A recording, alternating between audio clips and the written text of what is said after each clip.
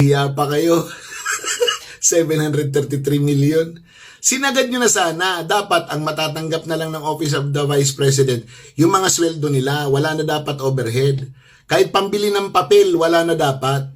Kahit pang maintenance ng mga computer nila, wala na dapat yun. Sinagad nyo na sana para naiparamdam nyo sa Office of the Vice President na ganon gumamit ng kapangyarihan.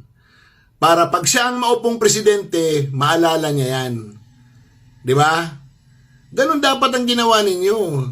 Ginawa nyo nagtira pa kayo. Di ba? Tapos sasabihin mo hindi pa final yun. I-final nyo na. Sina-challenge ko kayo, i-final nyo na. Gawin nyo na lahat. Bakit? Dahil napahiya kayo, nakaredy kayong ipahiya yung Vice President tapos hindi kayo pinuntahan.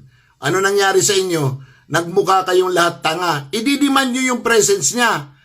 Presence niya para ano? Para insultuhin nyo. Diniman nyo ba yung presence ng Pangulo para sa budget niya? Di ba? Isipin nyo naman yun. Matatalino kayo, mga honorable kayo. Bakit ganyan yung asta nyo? Di ba? Para kayo mga bata. Sobra pa sa mga bata. Di ba? Ayaw nyo na napapahiya kayo.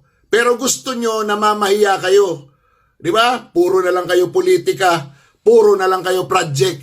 O dyan, magsama-sama na kayo dyan. Antayin na lang namin na magpresidente si Sara Duterte.